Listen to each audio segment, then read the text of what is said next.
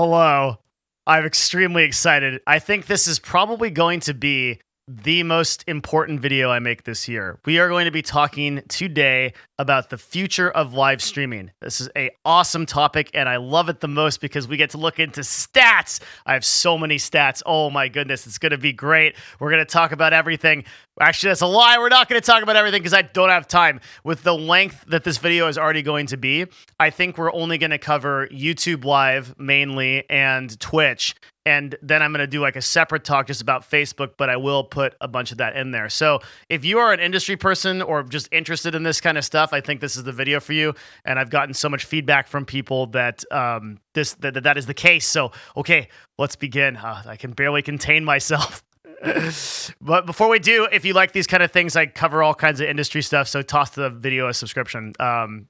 Toss the channel a subscription. You can tell how excited I am. All right, let's get into it. So where to begin? Well, the absolute best place to begin is the stats. And what I want to paint here is kind of a long-term picture of where we think the live streaming industry is going and why.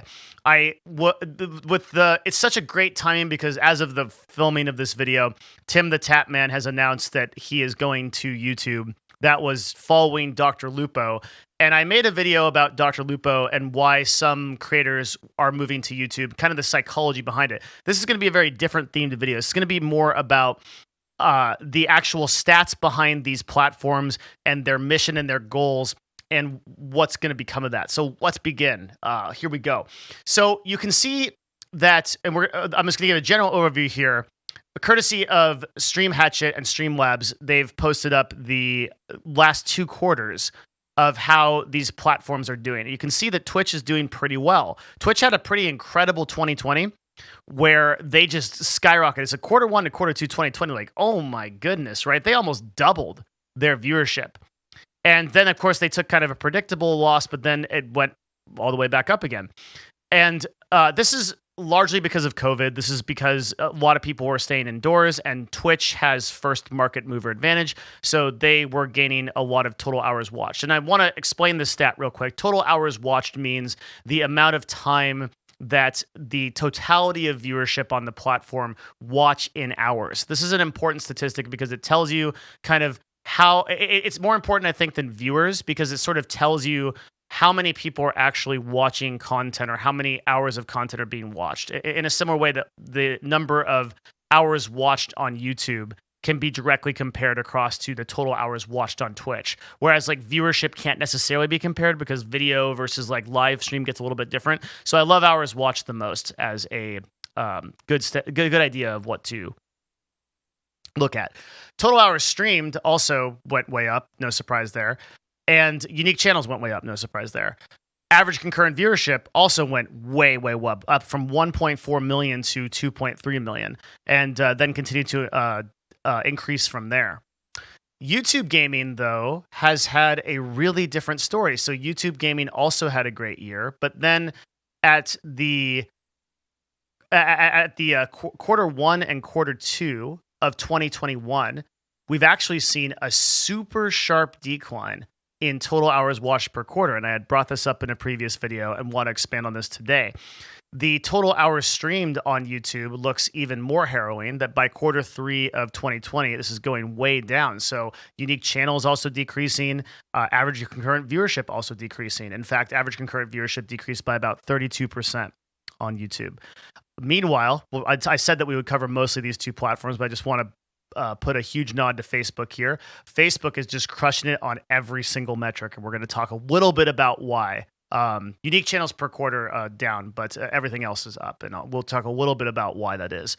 But I want to focus mostly on Twitch and YouTube here because this picture the stats paint a picture that is actually very different from reality. The stats paint a picture that YouTube is declining and that maybe less people are interested in YouTube. And there are many common reasons that this is cited, and I want to go through with a lot of cool evidence and stuff why I think this is not the case. So let's discuss what actually happened here. And then I think at the end, we'll discuss what I think my predictions for the platforms are and why. So what was the reason that YouTube gaming live declined in terms of all of these metrics, especially in the last 2 quarters. Like, what are we seeing happen? Well, in order to track this, we need a weapon, nay, a omni weapon of infinite power. Yes, we need the notepad. That's right.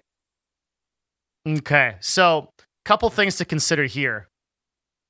The first thing is that a culture on YouTube Live isn't established yet. This is going to be a big theme, so remember this one because it's going to come back up. The culture on YouTube Live isn't established yet.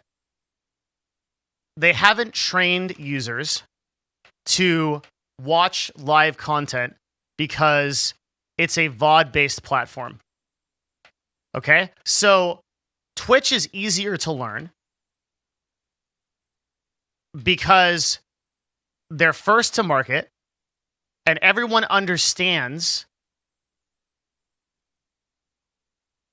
it's a streaming platform. It's kind of known as the live streaming place.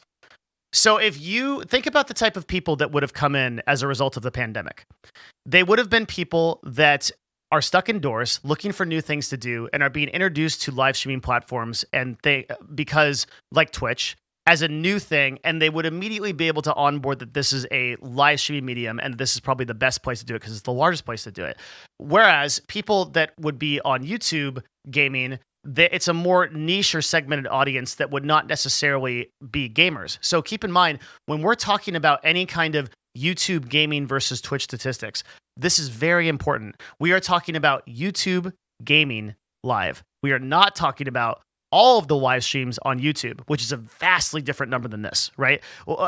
Whenever we're talking about YouTube versus Twitch or YouTube anything, we want to keep in context that the amount of users that are on YouTube is so much unfathomably greater than the amount of users on Twitch. So we are talking about one segment of YouTube and the live segment of YouTube versus the entire platform of Twitch. And even then, these numbers are pretty comparable, right? There's 20, it's about 23, I have it written down. I think it's 65% of the streaming market is Twitch and 23% is YouTube as of the time of this recording, which puts you at about 3 viewers on Twitch for every 1 viewer on YouTube, just in the YouTube live gaming section. Okay. So the total live presence of YouTube is massive, and the VOD presence of YouTube, which is the core of their website, is even greater still.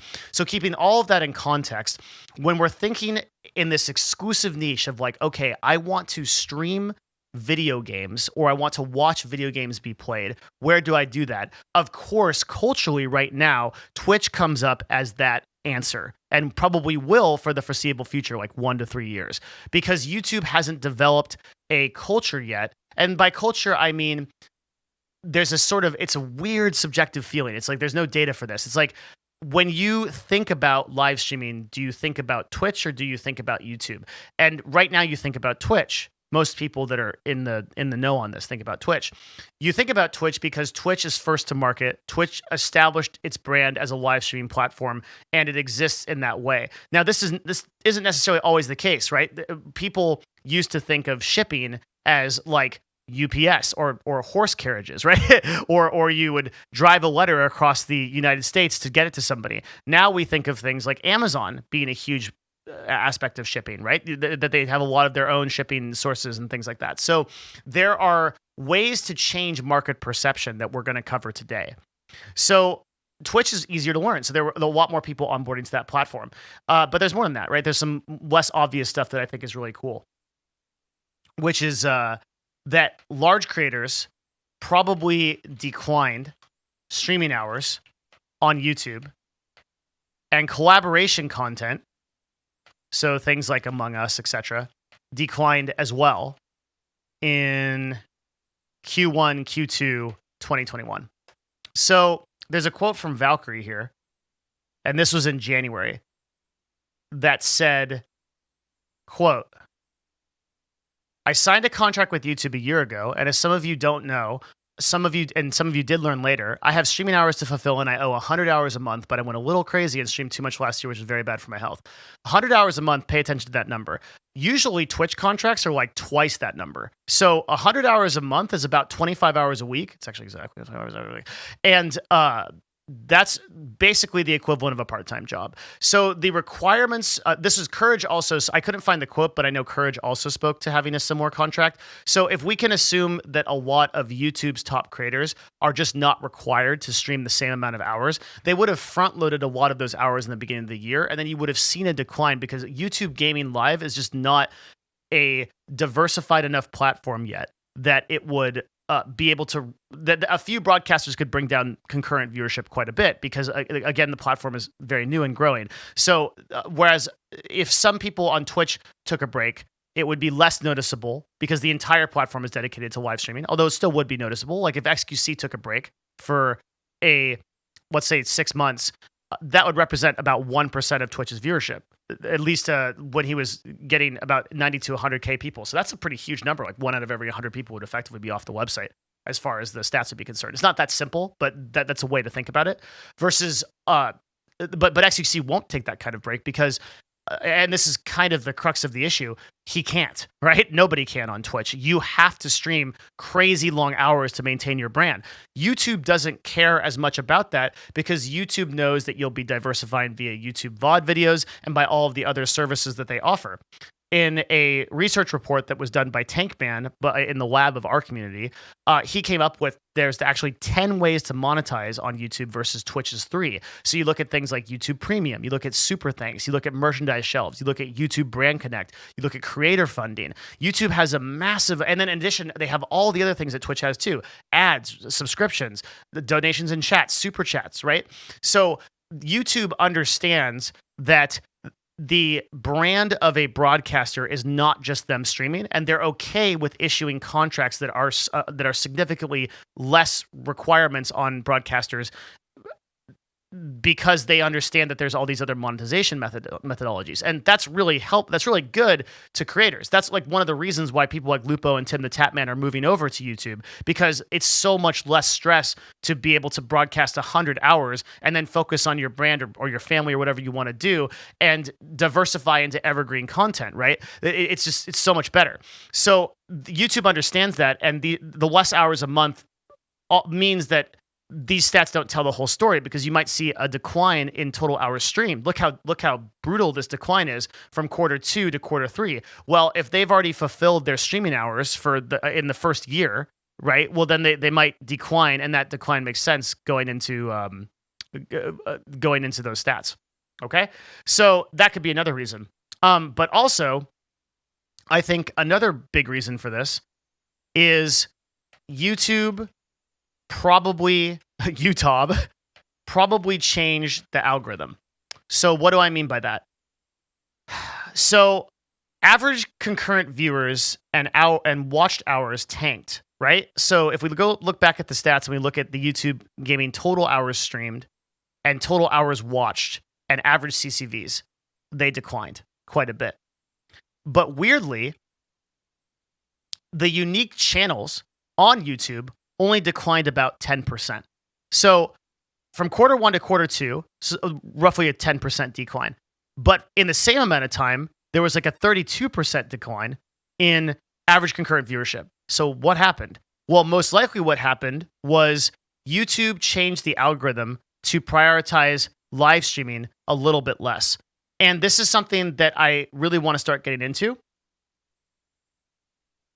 Let me make sure that I have every point that I want before I transition into this section, because this is where we're going to start getting super serious. Okay.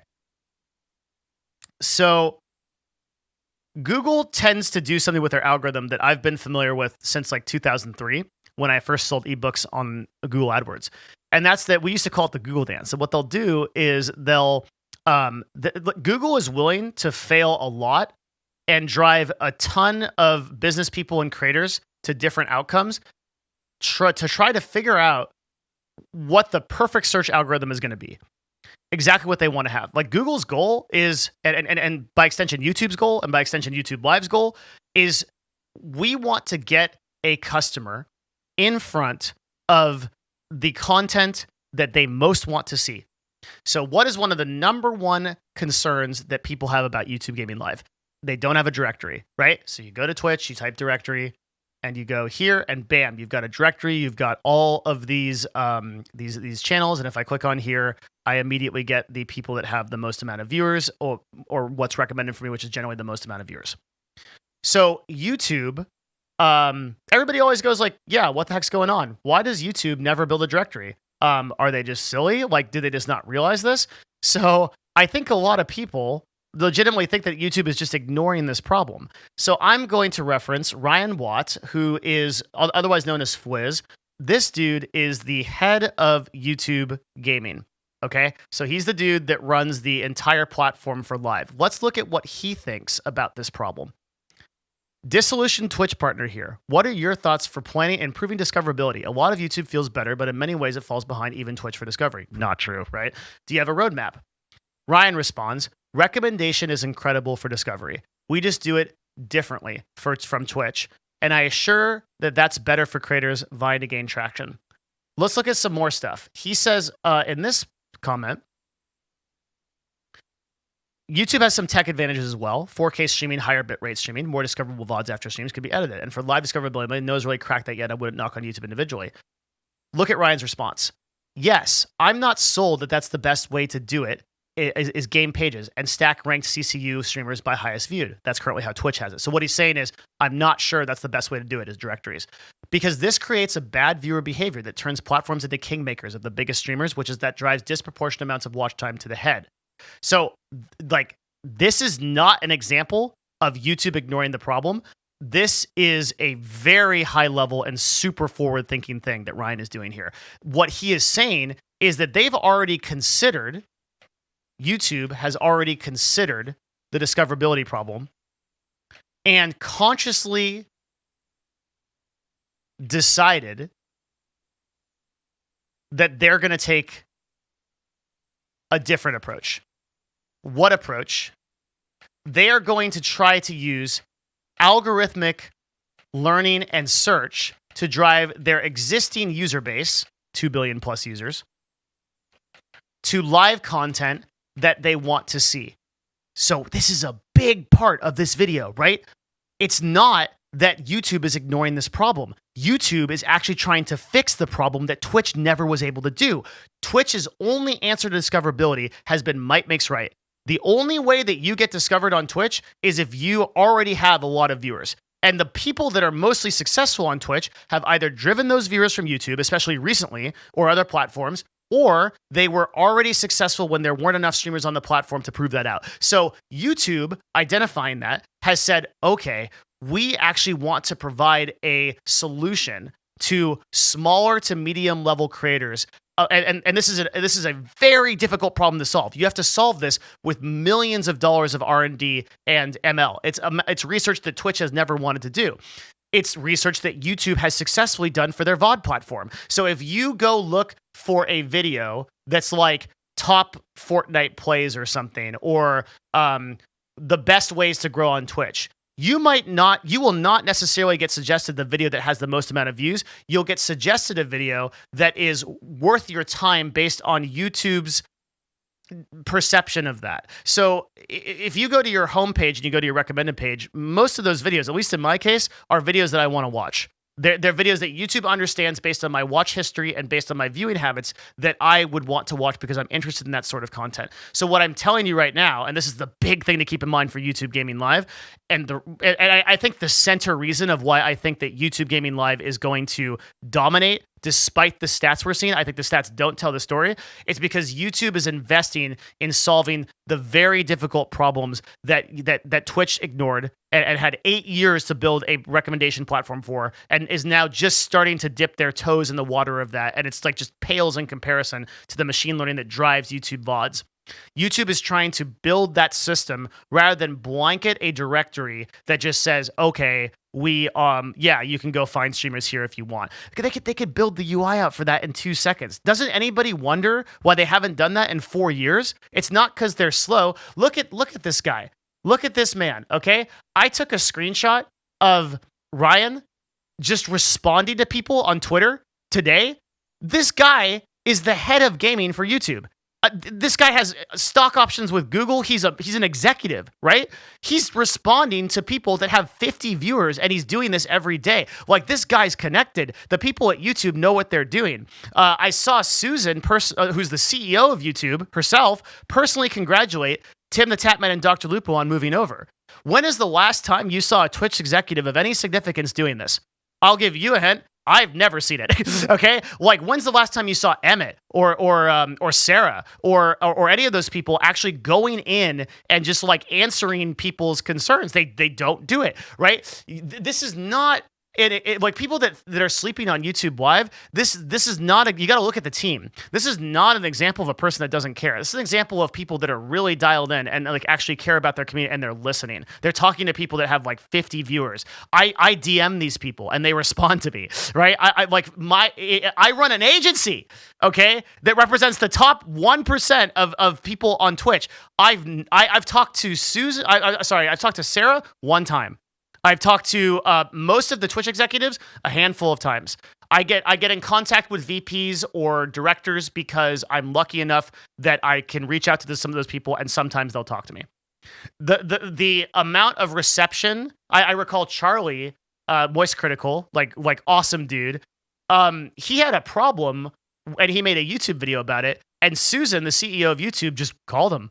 just called him, like, on the phone, like, hey, let's talk about this. And it completely changed his perception of it. Like, this kind of gets me into sort of the bigger notes that I have about like what YouTube is doing. Like, let's talk about Tim the Tatman, and let's talk about Dr. Disrespect, and let's talk about Dr. Lupo real quick.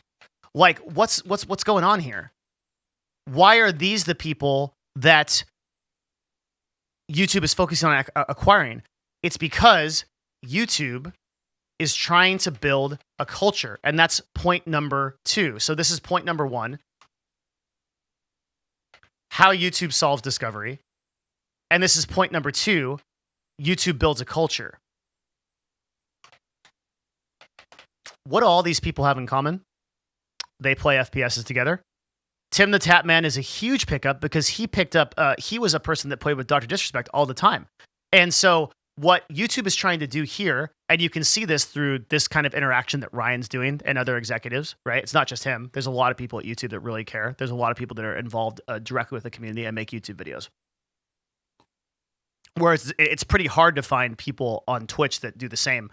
They do exist. Like, I think the best example of this is Marcus, DJ Wheat, who really, really cares and tries. Like, I'm not trying to, I know a lot of Twitch staff watch this, and many of you do try really hard to outreach, but I think would argue that the majority of your executive counterparts do not, right? And the few handful of people that do outreach, you know who you are, and you probably know me, and I've shouted you out before. But a specific shout out to Marcus at DJ Wheat, who makes a big effort at this. So, so YouTube's trying to build a culture, right? They've identified that right now it's not a customer behavior to go to YouTube to watch streams. So how do you fix that? Well, one way you fix that is you start building a community around your product and acquiring a lot of these users. And by the way, I'm looking at you, Summit1G. I'm looking at you, Lyric, right? You other people who had 2-year contracts with Twitch that are now up. I'm waiting. I got my trigger on the video, especially Summit, because I know he watches these videos sometimes. So I'm waiting to see what you do, my man. You've been waiting possibly, and he's an OG, one of the best creators of all time. I'd be so curious how he's thinking about this now in his long term, right? Like we talked a lot about why some of the creators move, and what's the thinking about that. So I do not think this is the last we've seen of YouTube trying to build a culture, incorporate people who are sort of the OGs of Twitch, who really defined the culture in the first place. Summit, like Lyric, Tim the Tatman, these are OGs. These are people who they grew up with Twitch, and they can bring that user base over, and they can maintain their success, because as we haven't seen the same thing happen to the people that moved to YouTube Live that have happened on Mixer, where Ninja and Shroud went to Mixer and just sort of died for a while. Then they came back to Twitch and rebuilt their broadcast if they wanted to. Like Shroud was still doing way over 10K concurrence on Twitch. It might still be. I haven't looked into it. And Ninja, he could do it, but he just plays Final Fantasy 11 because he has $30 million and doesn't care. So he streams to 5,000 to 10,000 people because he's enormously successful. He already accomplished those goals.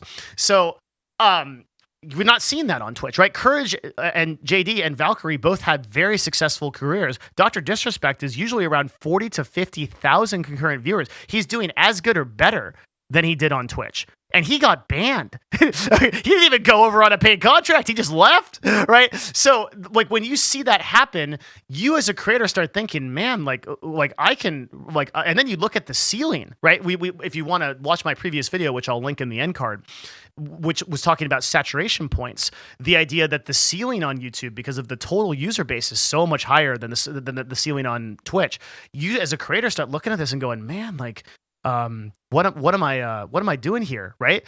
And Asmongold also just recently said that he looked at his total viewed hours on Final Fantasy 14, and he compared the viewable hours he got live on Twitch versus the viewable hours he got on YouTube.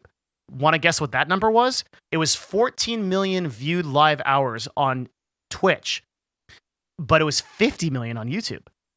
So he got 3 times the viewership on YouTube off of Final Fantasy 14, and he was killing it live, and probably half the stress because he didn't have to deal with the chat and all the other things. So creators are thinking about this, and YouTube is trying to build a culture around this. YouTube understands this, and they know that if they can get these core users, these core streamers here, especially like the Tim the Tapman, Dr. Disrespect, and Dr. Lupo, they're such 5-head plays. Oh my God. Because all those people will play together, all those people will collab, and I guarantee you will see Q3 and Q4 YouTube viewership climb up because of that. It definitely will. And this kind of brings me to point number 3, which is, why isn't Twitch keeping these people? And I think a really big reason is, do I have it? Did I put it down? There was a recent clip from Asmongold. I did put it down. Let's listen. Twitch. Like, so I don't have, like, I guess I can just say transparency. Twitch did not offer me a custom contract. They did not offer me. I was going to see if I could get one. They would not give me one. So Asmongold goes on in this clip to say that he thinks it's because it might be that he's a brand risk. But I would disagree. I think that Twitch is not, because we looked at Dr. Lupo and we also looked at Tim the Tapman. These are like really big names that Twitch should be keeping. In my previous video on Dr. Lupo, I gave a whole dissertation on like why I thought Dr. Lupo was a phenomenal keep for Twitch. They should be throwing money at these people like crazy to try to keep these people, but it's not happening. I don't think that Twitch is not keeping these people because of brand risks, or because, like, obviously Dr. Lupo is not a brand risk. Tim the Tapman is not a brand risk. These guys are the people that you put on your banner at TwitchCon, right? Dr. Lupo, like, we donated $14 million to St. Jude. Like, this is the guy that you highlight for your brand. So it's not, I don't think it's Asmongold not getting an offer because he was a brand risk. I think he is not getting an offer because I think Twitch is running out of budget. And like, this is a complete different guess, but like, let's take a look at it, right? Twitch has been struggling to be profitable in a overarching ecosystem of Amazon that does not benefit from running a live streaming platform. We've talked before about products like IVS, which is Amazon's streaming service that they can farm out, where they can create like little Twitches anywhere for any kind of reason. You can literally just go to Amazon IVS, and it's called Interactive Video Service. It's like it's going to be your first Google result, and I encourage you to check it out. And it's build engaging live stream experiences. So you can just sign up for this, and it will give you the backend that Twitch has off AWS. So this is the extent of Amazon's interest in this technology. It's to outsource CDN. Obviously, Amazon is much less invested in something like Twitch than YouTube would be, because Amazon is a market platform. They sell products. They sell. They work with vendors to sell things on Amazon. The big reason why they acquired Twitch, I think, is because they saw Twitch as a superior technology than anything available. At the time, the content delivery network from Twitch was really impressive, and still is, actually, though I think YouTube has eclipsed it in their ability to like play back videos and such. So at the time, the acquisition of that technology was valuable, and secondarily, the ability to outsource that technology was valuable, and then tertiary, the ability to funnel people up for Amazon Prime accounts was probably a big reason. And to pay $1 billion for all that is a pretty good deal.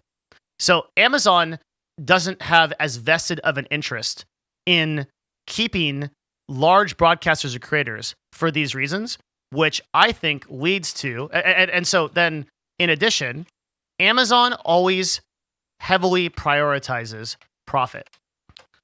Amazon is one of the most profitable companies on earth, and also one of the highest market cap.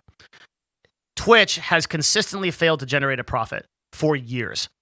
And Amazon is going to adjust their budgets accordingly in order for Twitch to kind of giving the message, Twitch shape up, or, like, we're going to keep dropping budget, we're going to keep doing these things. So I just want to state that, like, all this is speculation. I don't talk to anybody at Twitch that would give me any particular insight into this. And if I did, I wouldn't bring up those points. But it's really interesting to think that all of these creators leaving, some of them, and many of them, are being very transparent that they either got lower offers from Twitch or they didn't get any offer at all, like in Asmongold's case, points to me that Twitch is, compared to 2 years ago, when Twitch was handing out contracts to long-term streamers who had way less incentive at the time to leave, because YouTube gaming wasn't proven, because Facebook wasn't, like, producing, like, the insane deals that they're producing now.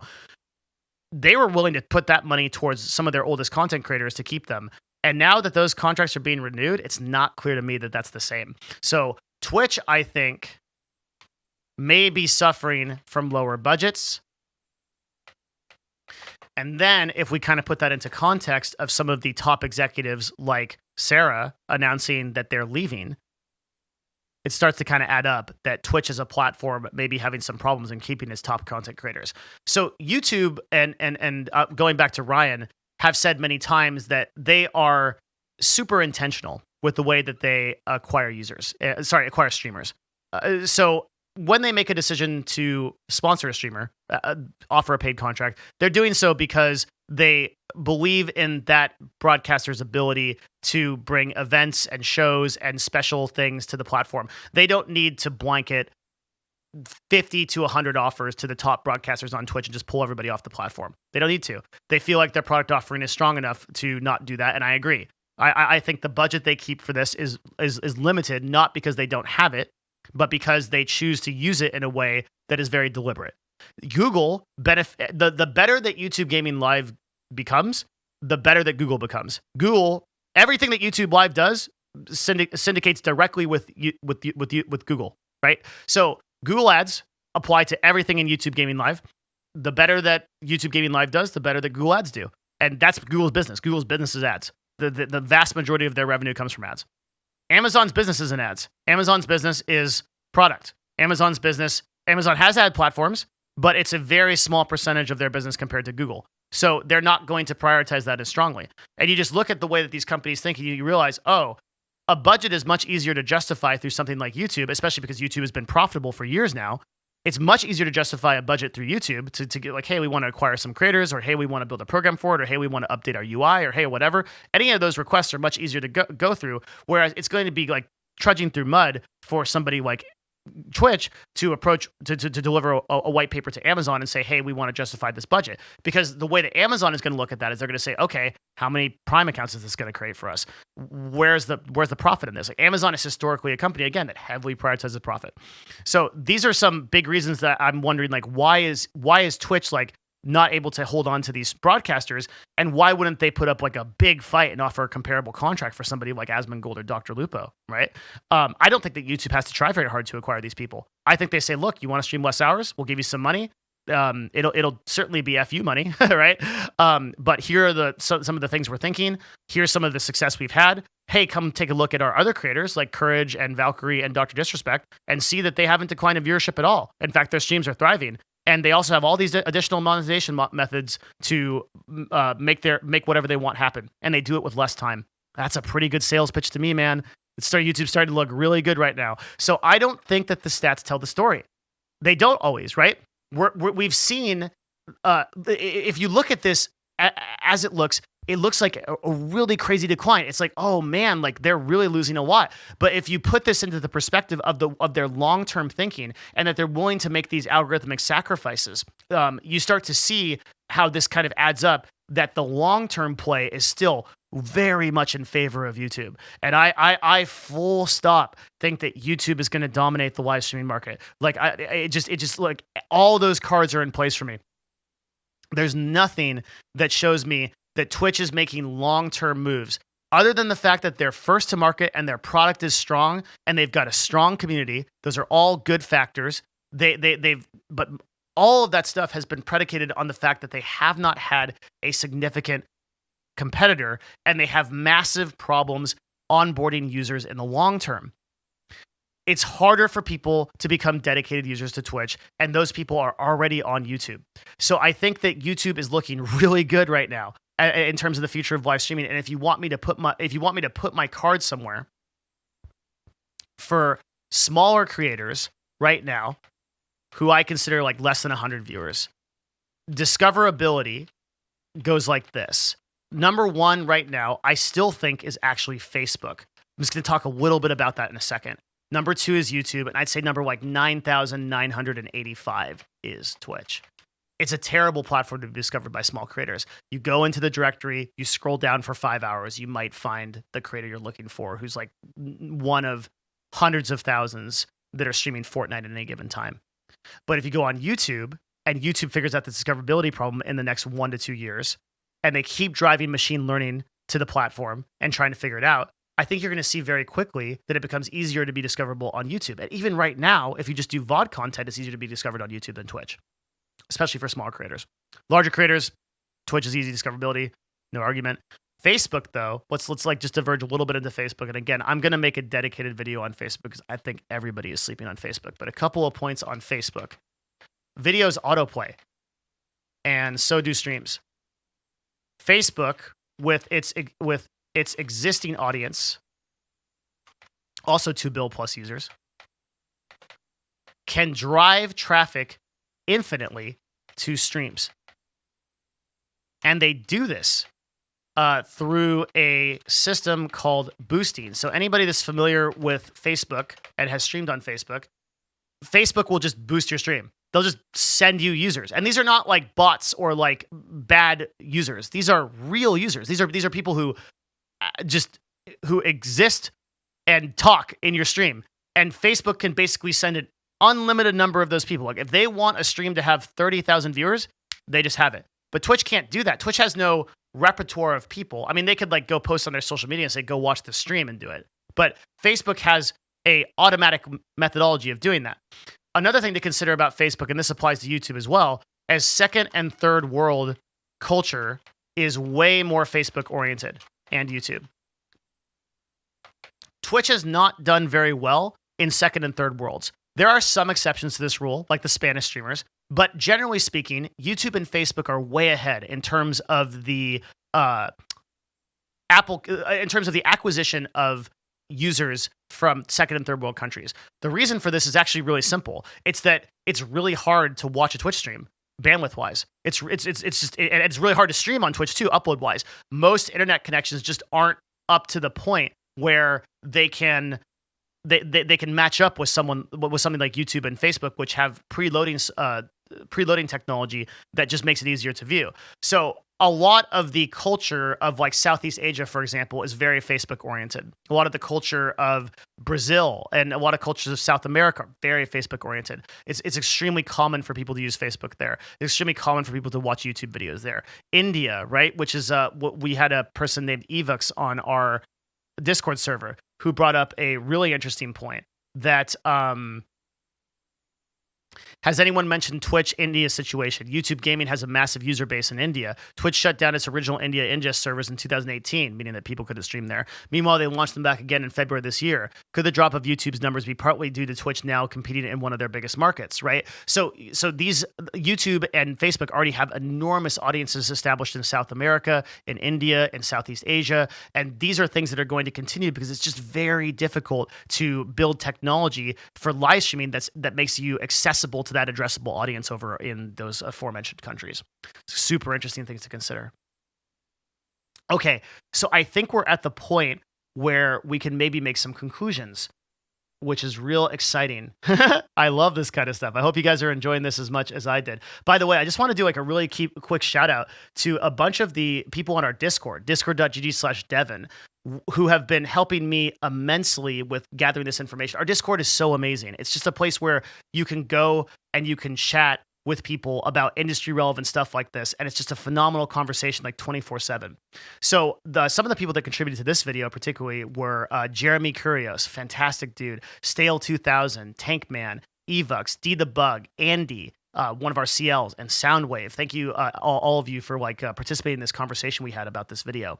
So let's get to some conclusions, some of the big things that we think are going to happen going forward.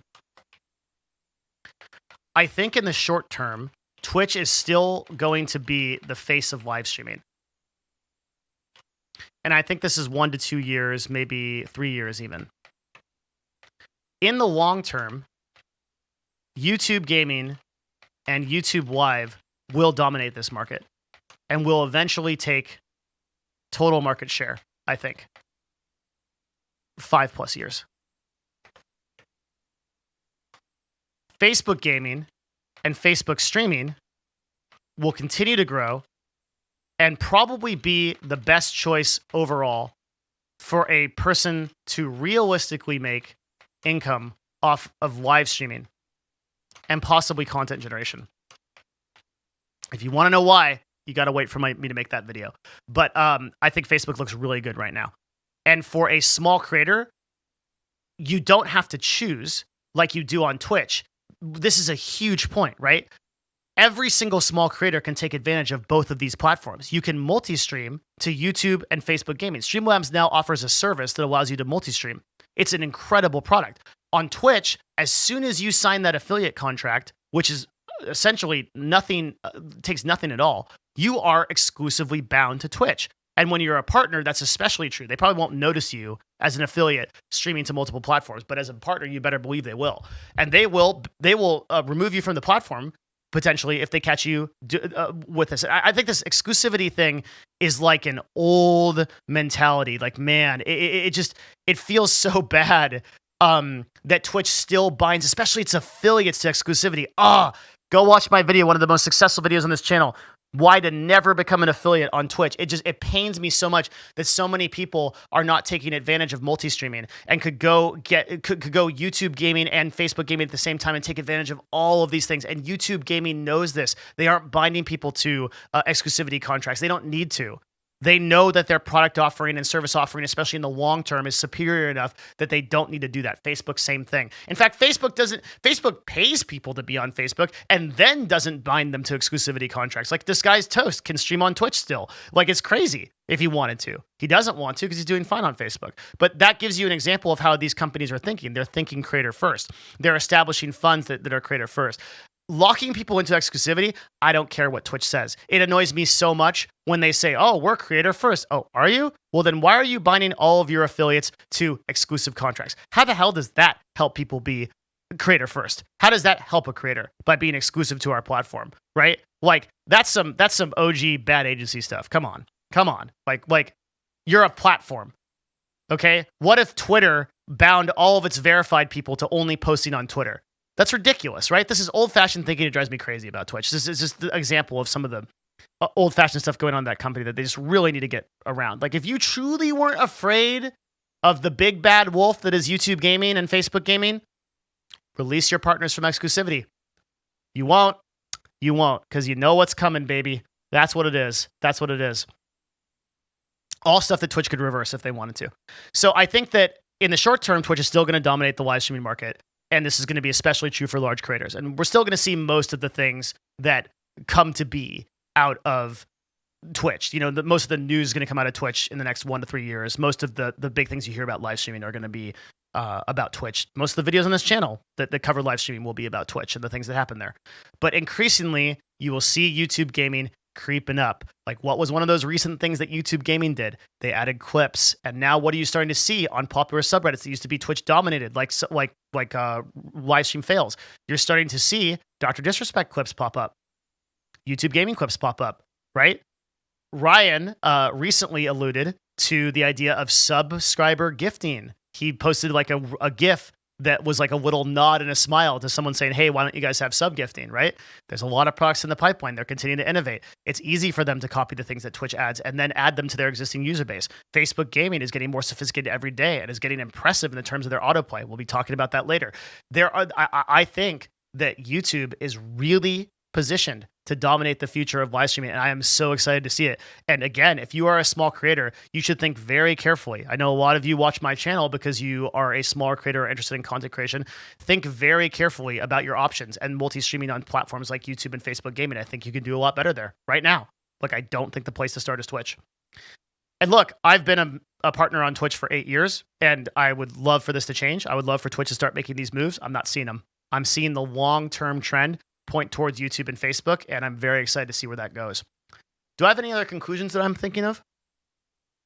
No, I mean, I think that covers the scope of the video. And I'm just like looking around to see if I have like anything else that's like really interesting. I just want to do another shout out to the fact that like the execs at YouTube being so on point with like engaging people in the community is just so encouraging. And I wish we saw that kind of communication from Twitch. I think it's one of our main complaints with like what's happening on the platform over there. We just don't feel listened to. So live streaming is so exciting. It's such a cool market. So I'll leave you on this point, and this is a quote from Sam Woodhull. Before this kind of like last point on this. Before you leave, and I give this point, just again, if you've watched the video this far, please leave a comment if you're this far in. I'd love to see if anybody got this far. If you did, let me know. And tell me if you liked the video, and please consider tossing the video a subscription or heading over to our Discord and supporting me that way. These are all completely free. You know, you'll never need to pay for this stuff, and that's the way you can help me out and liking the video and stuff like that, all that boring stuff. So thanks a lot for considering me. So I leave you with this point, which is it really irks me when I see people passing off YouTube as a lesser live streaming experience simply because the UI doesn't look like Twitch or doesn't operate the same way to find live streams. I think I have a reason for this. I hope it makes sense to others. Live streaming experience goes by category and looks for someone to watch. Once you find a streamer, you're left to try to be entertained by that person if you can click. It basically says that you have 10 to 20 minutes to learn this person and then get adopted to them. Let's flip this and look at this a different way. Imagine you had a curated system to find new creators and content, stuff you enjoy watching like Apex, COD, Valorant, etc. You watch videos daily on these games, get recommended live creators streaming that game. Live creators have VOD content that you can watch, and that's been edited, polished, and tuned to 8 15-minute videos. But you watch that video to determine if you like the content you want to see and get an overall better feel of their personality. Which one feels more discoverable? Which one is more catered for an easier experience? Not saying the UI couldn't do with a refresh, it could, but the reason it is the way it is right now is so much more advantageous to creators. This is such a cool point from a guy that makes great videos. I think we all have to kind of consider the bigger picture here and look at the fact that maybe live streaming isn't the focus. As like maybe being a primary content creator where you just stream 8 to 10 hours a day isn't the long-term focus of most people that are building a brand, or it shouldn't be. Maybe live streaming is a supplemental thing to the content that you're creating in the long term. So you've got video, you've got written content, you've got things you're interacting with your community via community posts, and then you run live streams for that sort of direct engagement, that direct audience engagement that you can't get anywhere else. But the core of your brand exists on like a YouTube page and is supported by like Patreon or supported by like other written or VOD content that you do because it always lives. It's always live, unlike a stream. I think this is the direction we're going, and I think YouTube and Facebook see that future. So if you're going to put your chips on anything, that's where I've got them in the long term. Oh, this is exciting. Oh, God, I love stats. Okay, if you enjoyed these videos, thank you so much for watching. That's all I've got. Thank you so much. How long did this end up being? A good 50-minute video. A glad 50-minute video. Thanks for watching. I'll see you again next time, everybody. Bye-bye.